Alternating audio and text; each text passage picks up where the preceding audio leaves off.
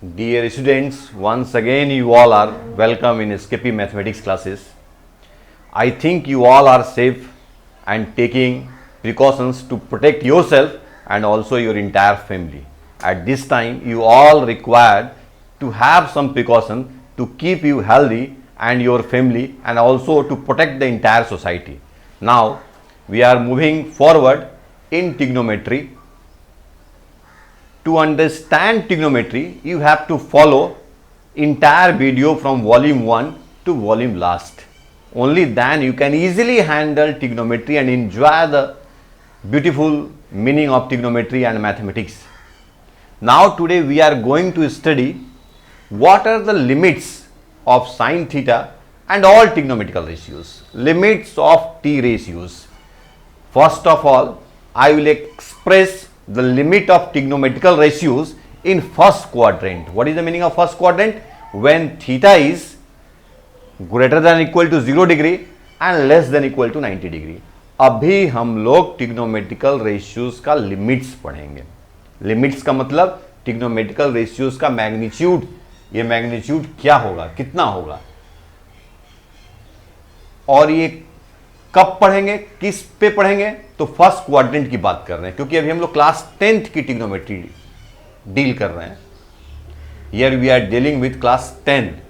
That's why we will keep confined in first quadrant only. हम लोग अपने आप को आधारित रखेंगे सिर्फ फर्स्ट क्वाड्रेंट में. फर्स्ट क्वाड्रेंट का मतलब क्या हुआ? थीटा का वैल्यू 0 भी हो सकता है और 0 से बड़ा भी हो सकता है. और कहां तक जाएगा? 90 डिग्री या उससे छोटा होगा. उस समय सभी ट्रिग्नोमेट्रिकल रेशियोज का मैक्सिमम वैल्यूज क्या होगा और मिनिमम वैल्यूज क्या होगा, अभी हम लोग यहां जानने का प्रयास करेंगे.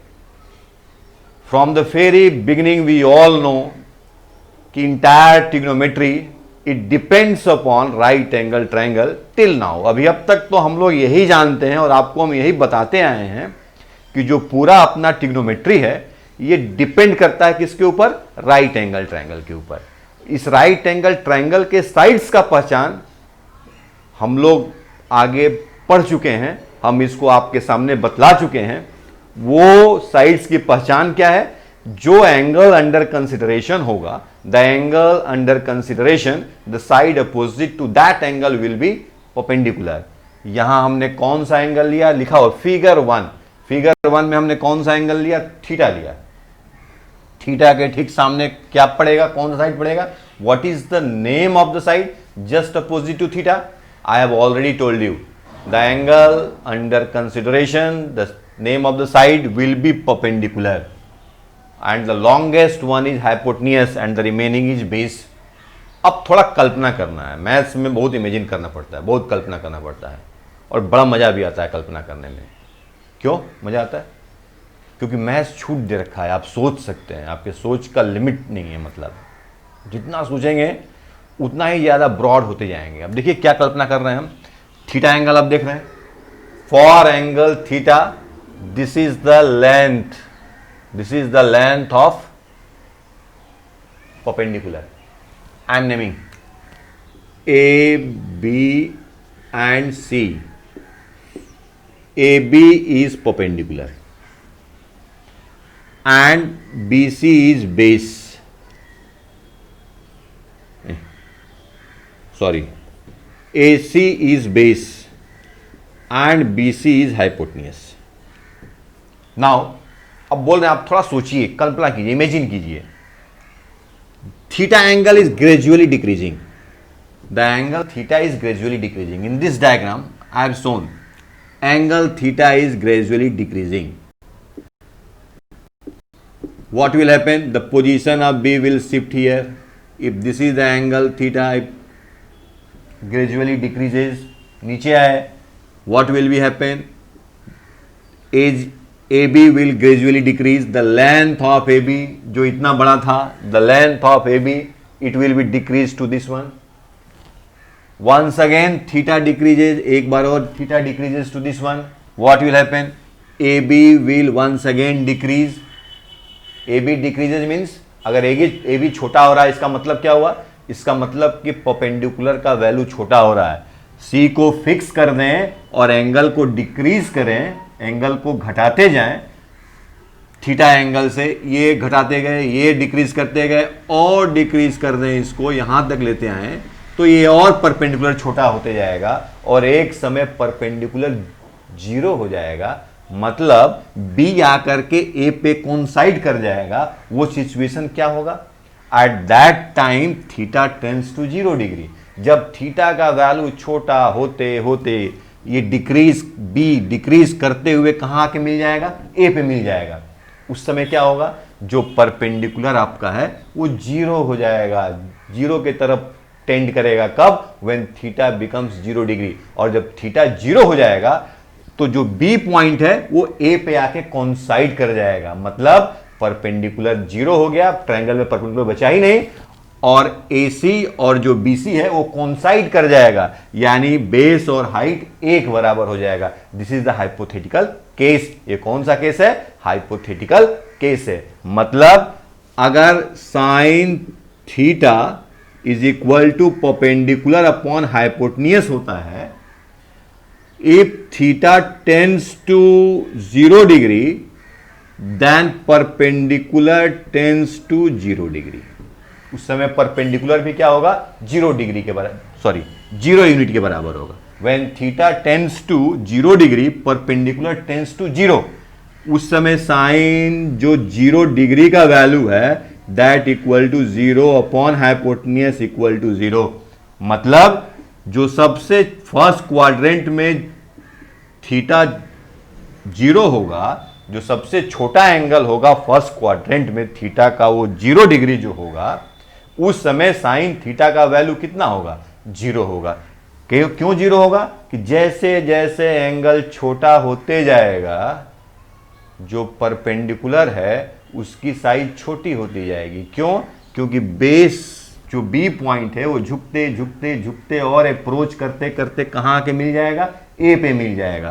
तो जो AC लेंथ है और जो BC लेंथ था वो दोनों कोइंसाइड कर जाएगा। उस समय आपका बेस और हाइपोटेन्यूस दोनों क्या हो जाएगा? इक्वल हो जाएगा। अब देखिए थोड़ा, cos थीटा इक्वल टू क्या होता है? Base upon hypotenuse. फिगर 2 की बात कर रहे हैं हम। cos 0 डिग्री, बेस और हाइपोटेन्यूस देखिए यहां दोनों आपस में कोइंसाइड करके इक्वल हो जाएगा। Base and hypotenuse after coinciding each other they will be equal. What we will put? b upon b, hypotenuse also equal to base, that equal to 1. It means cos 0 degree is equal to 1. मतलब ये हुआ कि जो सबसे छोटा value first quadrant का है वो 0 डिग्री है, वहां पे cos का वैल्यू कितना होगा? 1। साइन का वैल्यू कितना होगा? 0।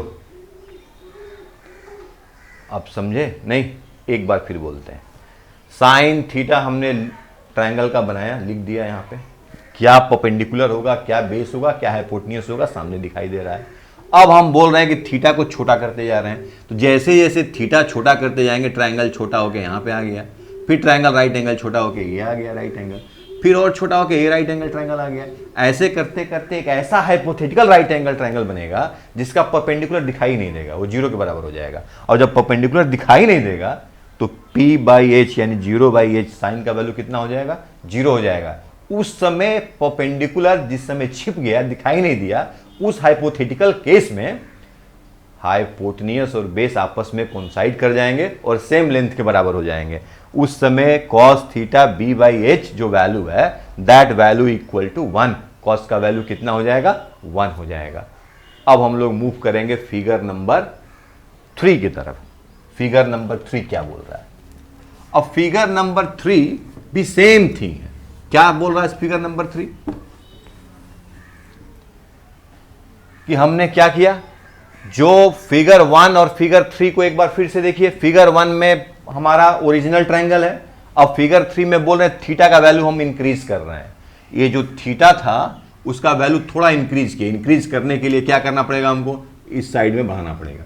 हमने वही किया, इंक्रीज करने के लिए इसको इंक्रीज किया, बेस ये छोटा हो गया, फिर और इंक्रीज किया, बेस ये छोटा हुआ। मतलब जैसे जैसे हम थीटा को इंक्रीज करते जाएंगे उस समय जो आपका बेस है वो क्या होते जाएगा? छोटा होते जाएगा। और जिस समय थीटा का वैल्यू एकदम टेंड्स टू 90 डिग्री कर देंगे उस समय जो आपका बेस है दैट बिकम्स जीरो।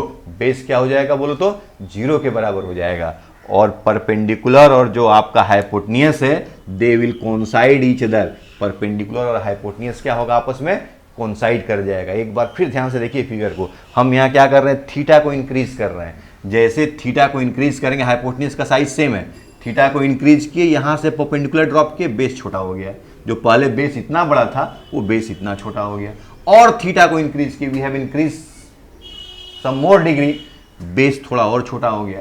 अब अगर ये थीटा को इंक्रीज करते हुए हम 90 डिग्री पे ले जाएंगे तो एक और हाइपोथेटिकल केस बनेगा जिसका हम सिर्फ कल्पना कर सकते हैं, लेकिन उस ट्रायंगल को हम लोग पीस ऑफ पेपर या बोर्ड पे बना नहीं सकते हैं। We can only imagine that is a hypothetical case. और जब थीटा का वैल्यू 90 डिग्री होगा at that time we have no base of that triangle. उस राइट एंगल ट्रायंगल का बेस वैनिश हो जाएगा और परपेंडिकुलर और हाइपोटेनियस आपस में कोइंसाइड कर जाएंगे, सेम लेंथ दिखाएंगे। तो साइन थीटा का फॉर्मूला क्या होता है परपेंडिकुलर अपॉन हाइपोटेनियस। अब थीटा टेंड्स टू कितना 90 degree, it means sine 90 degree equal to perpendicular और हाइपोटेनियस आपस में तो सेम हो गया। We write hypotenuse upon hypotenuse this equal to 1 and cos 90 degree this equal to base upon hypotenuse. अब देखिए जब हाइपोथेटिकल केस में थीटा टेंड्स टू 90 डिग्री, जब थीटा का वैल्यू 90 के बराबर होगा उस समय जो बेस होगा that equal to 0 upon hypotenuse this equal to 0। तो हमने क्या देखा, हमने ये देखा कि 0 डिग्री और 90 डिग्री, 0 डिग्री और 90 डिग्री पे साइन का वैल्यू 0 डिग्री पे 0 था और 90 डिग्री पे 1 था।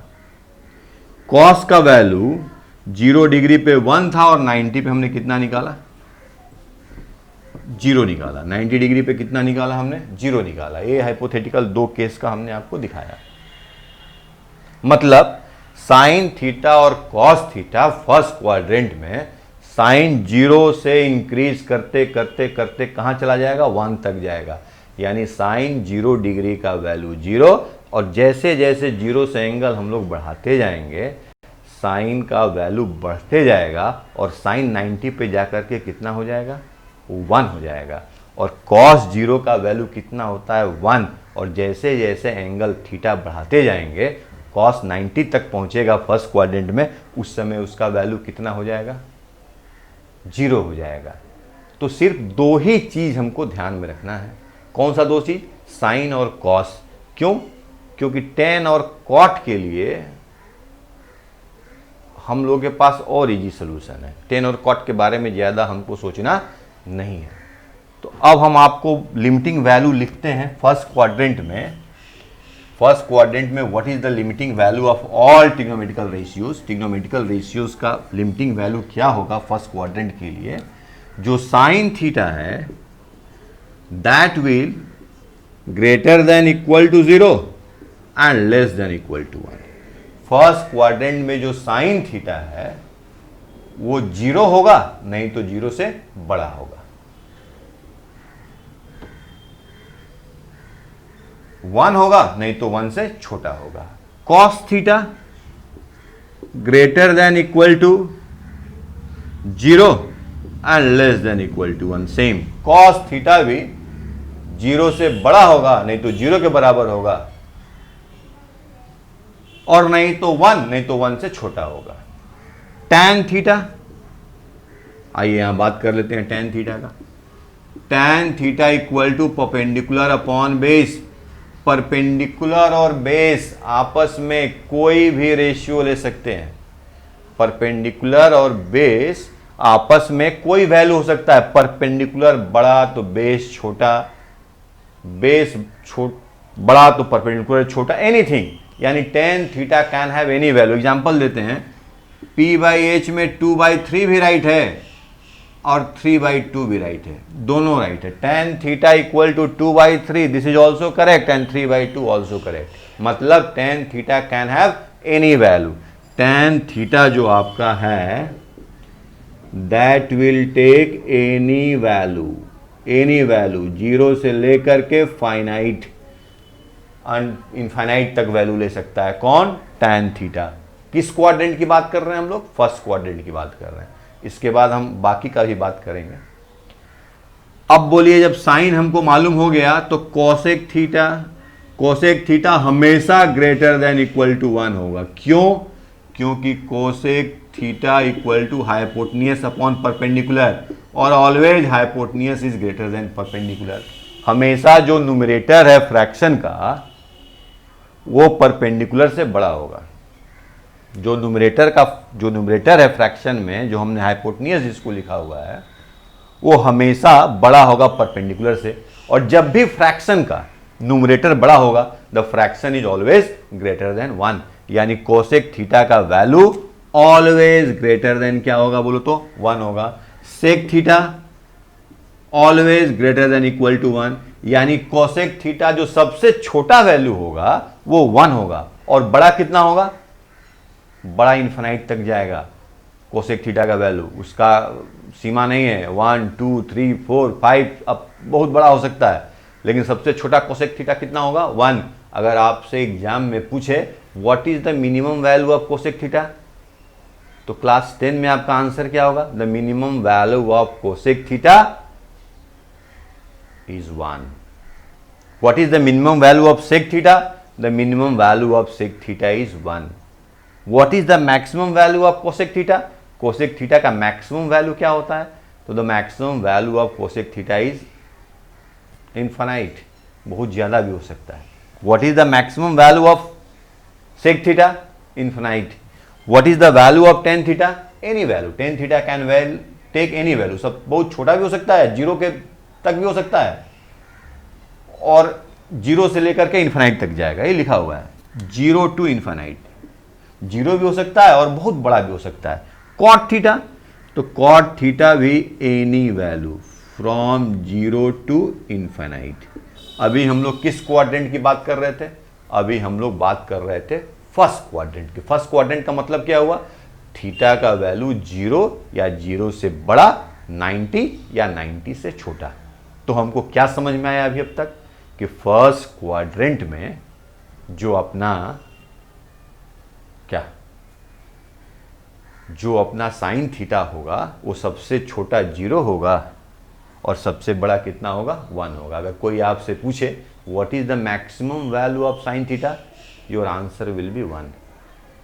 अगर कोई पूछे what is the minimum value of sine theta, यहां थोड़ा सा सोचना पड़ेगा आपको, क्योंकि अगर खाली पूछ दिया what is the minimum value of sine theta, तब थोड़ा सोचना पड़ेगा, क्योंकि जीरो नहीं है तब उसका आंसर, क्योंकि हम 10th की ट्रिग्नोमेट्री की बात कर रहे हैं। अभी सिर्फ first quadrant I have written here, I am talking the limitation only for first quadrant. Theta को डिफाइन कर दिया है वहां पे, उसके लिए इसका वैल्यू कितना होगा? 0। अभी हम बात करेंगे कि अगर बाकी सभी एंगल्स के लिए इनका वैल्यूज क्या होगा। I think you all are getting. अब हम लोग थोड़ा और आगे मूव करते हैं। कॉपी में लिखना पड़ेगा, इसको नहीं लिखने से समझ में नहीं आएगा। थोड़ा आगे मूव करते हैं।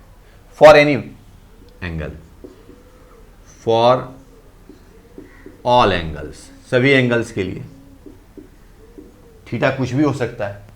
Sign theta greater than equal to -1 less than equal to 1, यानी अगर थीटा का कुछ भी वैल्यू हो, 100 degree, 200 degree, 1000 degree, 2000 degree, 5000 degree, तो साइन थीटा किसके किसके बीच में लाई करेगा? -1 से लेके +1 के बीच में लाई करेगा। ना तो -1 से छोटा होगा और ना तो +1 से बड़ा होगा। Cos theta same range, greater than equal to -1 less than equal to 1। tan theta greater than -∞ less than -∞। Cot theta का निगेटिव में भी बहुत छोटा हो सकता है, छोटा में बहुत छोटा हो सकता है और बड़ा में बहुत बड़ा हो सकता है। tan थीटा, कॉट थीटा भी सेम, कॉट थीटा सेम, -∞ से +∞ तक। अब आइए कोसेक थीटा, तो कोसेक थीटा जो होगा आपका ग्रेटर देन इक्वल टू 1 होगा, या cosec theta less than equal to कितना होगा बोलो तो -1 होगा। 1 या 1 से बड़ा होगा, नहीं तो -1 या उससे क्या होगा बोलो तो छोटा होगा। ये हो गया cosec theta. Sec theta greater than equal to 1 या sec theta less than equal to -1। तो for all angle of theta we have these limiting values, लेकिन हमको सिर्फ 10 की बात कर रहे हैं, तो 10th के लिए sine theta revolve from 0 to 1, cos theta revolve from 1 to 0, tan theta and cot theta have any value from 0 to infinite, sec theta and cosec theta have any value 1 or more than 1। इस video को खूब ध्यान से देखिए। We are going to meet in next video. Thank you.